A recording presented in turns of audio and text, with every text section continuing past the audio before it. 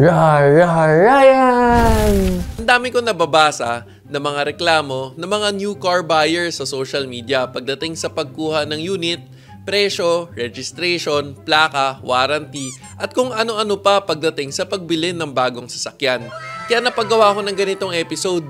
Naalala ko, nung bumili ako ng brand new na sasakyan sa ibang bansa, napakasimple ng proseso. Cash ko, binili yung sasakyan. Nung tinawagan ako na ready na yung sasakyan, pumunta ako ng kasa, kinamayan ko yung salesperson, inassist ako sa paperwork, at nung kumpleto ng lahat, same day, dinala ko sa government office, kumuha ng insurance, tapos registration at plaka. Uulitin ko, nakakuha na ako kaagad ng registration at plaka. Tapos, diretso gala na. Dito sa atin sa Pilipinas, ang dami pang cheche-boreche at gray area na hassle para sa new car buyers. Tapos, at the same time, minsan maawa ka na rin sa mga ahente na nag-a-assist ng mga car buyers na minsan hindi na alam ng customer na wala na sa hulog ang reklamo nila. Puro panakot pa ng DTI. Alam ko, naglabas tayo ng episode na signs na inaahente ka ng ahente mo. Siguro, eto naman yung episode na kung saan pambalance na rin para hindi umabuso sa request o tumaas ang pagka-entitlement ng mga new car buyers. Eto ang mga warning natin sa mga buyers ng brand new car dito sa Pilipinas para aware ka kung bibili ka anytime soon.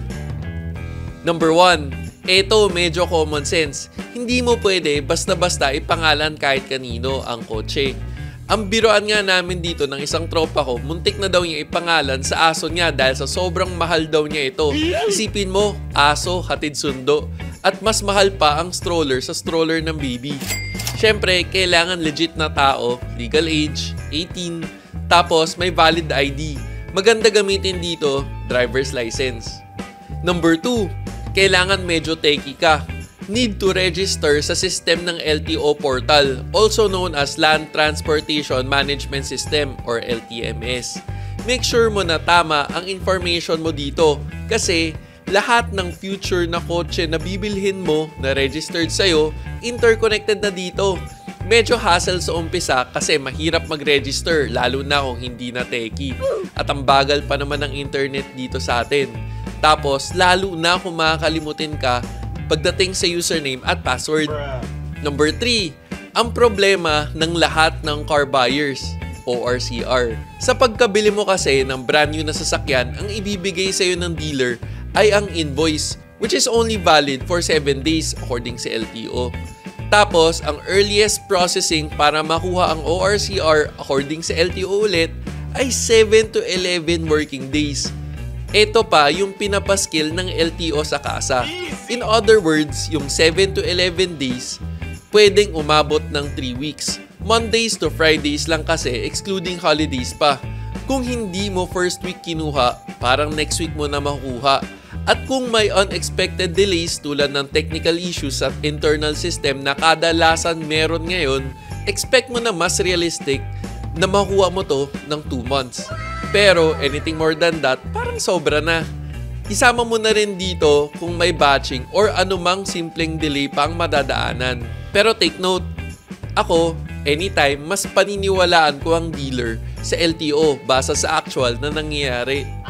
Tapos, nung nagtanong-tanong ako, meron pa palang PNP clearance para sa registration ng mga brand new na sasakyan. Isipin mo, dumadaan pa pala ang proseso sa ibang ahensya. Tapos wala yun sa list kanina. Ang nakapagtaka pa nga dito, para saan naman ang PNP clearance at brand new ang sasakyan ang pinag-uusapan natin dito, di ba? Hashtag, alam mo ba na may certificate of stock reported na requirement sa bawat brand new registration ng sasakyan? Ito yung parang birth certificate mo na patunay na bago ang sasakyan. So para saan ang clearance? Anyways, after ng ORCR, number 4, plaka. Kung naghintay ka ng 1 hanggang 2 buwan para sa ORCR, pagdating sa plaka, wag ka nang umasa makuha yan kasabay ng ORCR. Pero to be fair, nung panahon ni Duterte, may point na nagawa nilang sabay ang ORCR na may plaka. Personally, hindi na ako umaasa maayos yan ulit. Umpisa pa nga ng panahon ng lolo ko, lolo mo at lolo nating lahat, nagkaloko-loko na. may ganitong problema na. Meron pa ngang gumawa ng republika ng walang plaka as a joke. Isipin mo, pati yung nananahimik na green na plaka pinapalitan nung panahon na may problema na nga tayo sa plaka. Pero sige, moving forward, let's hope for the best na lang. Take note, pabago-bago rin ang patakaran ng gobyerno pagdating sa registration at pag-assign ng plaka. Minsan, pwedeng mag-special plate, minsan hindi. Minsan, pwede kang pumili ng ending para sa coding, minsan hindi. Ngayon, exempted pa ang hybrids at EV sa coding. Next time, hindi na natin sure. Masaklap lang yung no plate, no travel. Pero, sila rin naman may kasalanan.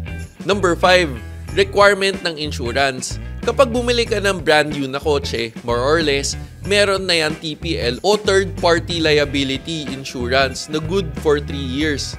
Tapos, tuwing magpaparenew ka na ng registration, kailangan na ng TPL every year. Pero ito, real tip. Kumuha ka ng comprehensive insurance. Kadalasan kasi, hindi kumukuha ng insurance ang ibang motorista. Kaya kung afford mo naman, kuha na. Para protected ka sa additional gastos. Tandaan, kung mas meron ka, mas meron pwedeng mawala sa'yo. Kotse mo insured, tapos ikaw hindi. Sa AXA, hindi lang kotse ang pwede mong ipa-insure. Meron rin silang pantao. At yun ang AXA My Life Choice. At yan ang choice ko. May kasama ng life protection, critical illness coverage, at life goal fund. Tapos mo mabayaran, insured ka na for life. Make this your life choice. Take note, kung naka-financing ka, matik na mandatory kumuha ng comprehensive insurance na dapat accredited pa sa financing institution. Speaking of financing, number 6, hindi mo pwede basta ibenta kapag naka-financing. Legally kasi, hindi mo pa kasi ito pagmamay-ari. Syempre, kung hindi iyo, hindi mo pwede ibenta. Tapos, warning na rin talaga. Huwag kang sumalo at magpasalo sa iba. Sobrang risky ito. Ang katransaksyon kasi ng bangko ay kung sino yung nakapirma sa papel. At kahit gumawa ka ng papel, doon sa naging kausap mo, hindi ito i-honor ng bangko. Kaya kapag hindi na naghulog ang sumalo o kaya hindi naman ihinuhulog sa bangko ng sinalo mo at nag-default ang payments nito, goodbye na sa kotse pag nahatak. Tapos pagdating naman sa mga cash buyers, number 7, hindi pwedeng gumamit ng credit card pang deposit or pang full payment kasi masyado na daw malaki ang surcharge ng credit card. At kung manggagaling abroad ang pera mo, anything above 500,000 may clearing na kailangan sa bangko. Paalala ko na rin pala, pabago-bago ang promo ng car brands every month. Be aware na ang total amount ng sasakyan ay nagbabago every month. Kaya bumili kapag kailangan mo na. Ang presyo ay susunod sa kung anong promo nung kinuhaan mo na buwan. Number 8, know your rights. Once bumili ka ng sasakyan, covered ka ng tinatawag na lemon law. Nasa warranty booklet yan nakasulat sa binili mong sasakyan. Kung gusto mo ng mas mabilis maintindihan na version, meron rin tayo niyan. Hanapin lang rin to sa YouTube. Search Real Ryan Lemon Law at lalabas tong episode na to. Kaya number 9, importante ang warranty. Kung nanonood ka pa dito sa channel ko, parati kong sinasabi na mas maganda ang manufacturing standards ng sasakyan ngayon. Pero kahit ganon, hindi naman ito 100%. At sa dami ng mga improvements ng features ng sasakyan, mahirap na rin masabi na walang pwedeng pumalya dito. Kaya importante sundin ang PMS schedule ng sasakyan na bibilhin mo para hindi ma-void ang warranty ng sasakyan. Diba? Kaya ka nga bumili ng brand new para sa assurance, diba? Hashtag real tip na rin pala. Pwede mong dalhin sa kahit saang official servicing center or dealer ang sasakyan para ipa-PMS. Kasi recorded ang services na ginawa sa kotse mo para kung may warranty claim ka or subject ka sa lemon law. At last but not least, number 10, mag-ingat sa mga core group sa social media. Madaming budol o kwentong kotsero sa social media. Kahit sino kayang mag-type, magturo, mag-video o gumawa ng content na kapani-paniwala. Pero mali pala tulad nito. Bitin ba?